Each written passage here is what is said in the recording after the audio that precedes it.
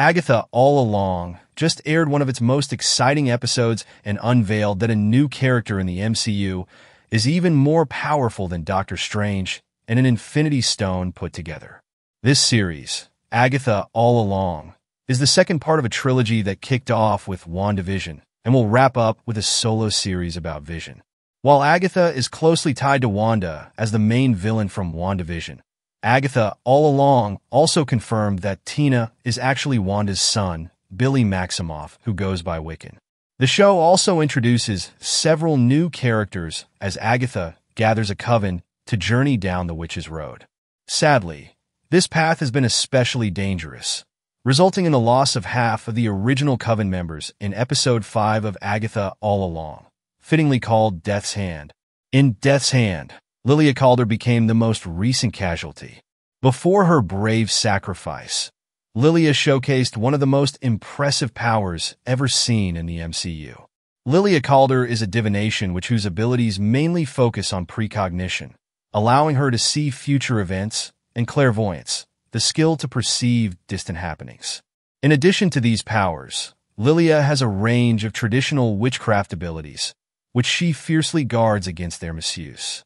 In pop culture, although we may never discover the full extent of her powers now that she has passed away, Agatha All Along demonstrates that she can perform some truly remarkable feats that most magic users struggle to achieve.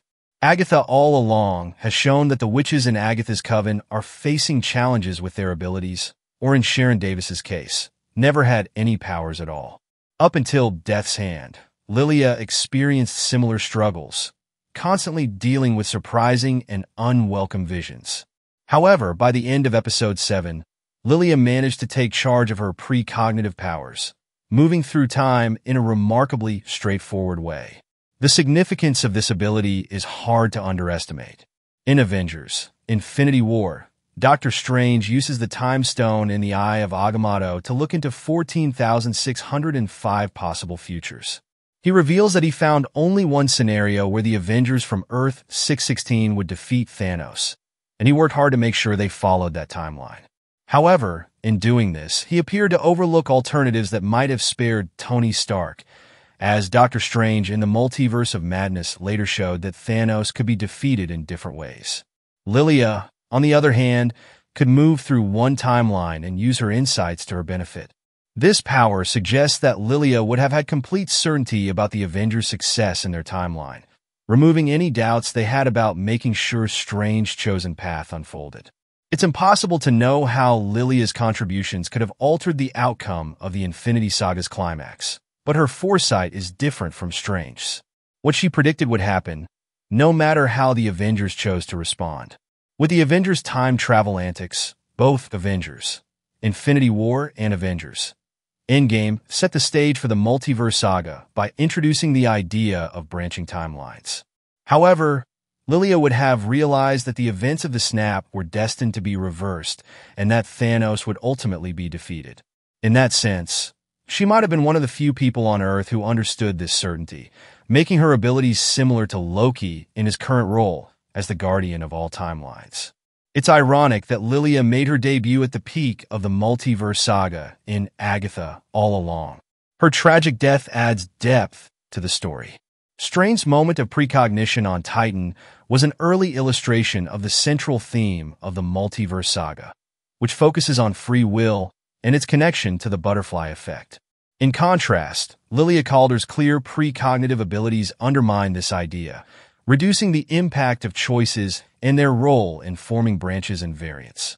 It's ironic that she appeared at the height of the multiverse saga in Agatha All Along, but this also makes her tragic death more significant.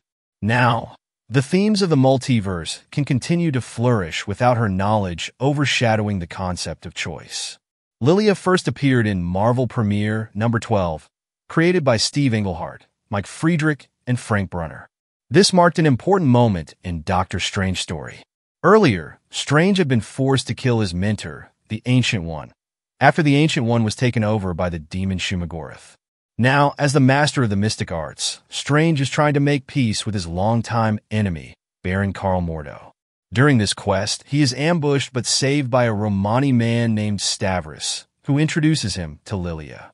Lilia uses hypnosis to convince Strange to steal a magical book from Mordo.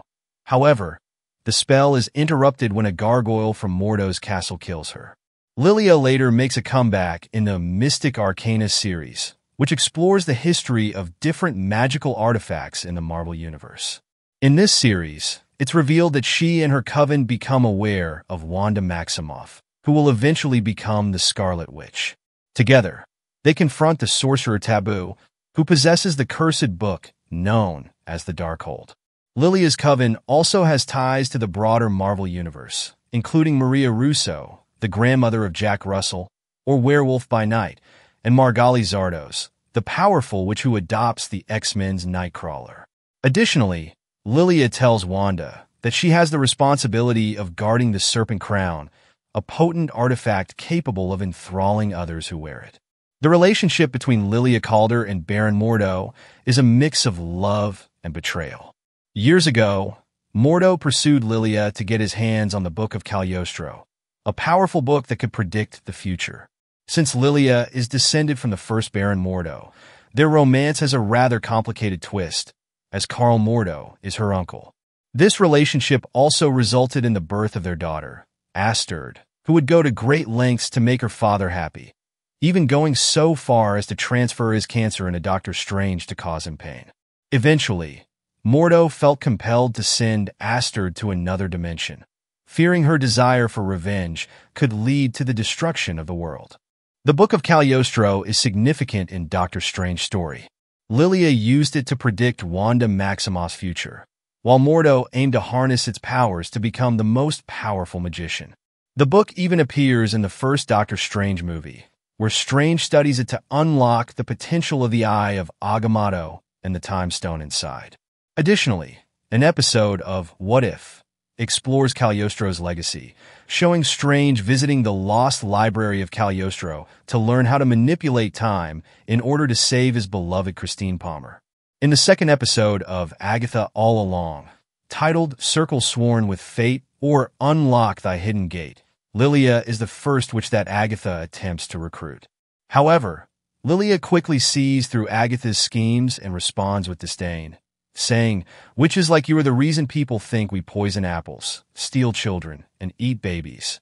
Agatha humorously retorts, "Babies are delicious." Eventually, Agatha manages to persuade Lilia to join her as Lilia experiences a vision revealing the people she needs for her coven. Lilia Calderu possesses the power of divination, allowing her to see into the future. However, as she explains to Agatha and Tina, her ability has often brought her trouble, as she foresaw one disaster after another and was driven out of every home she lived in. Using Lilia's list, Agatha gathers a coven that includes Jennifer Kale, Alice Wug, Gulliver, and a mysterious figure represented by a black heart, which likely refers to the Green Witch, Rio Vidal. With Lilia gone in Episode 7, we shall see what is left of her in the final 2 episodes of Agatha All Along. Thank you for watching. Remember to subscribe and check out other videos on this channel.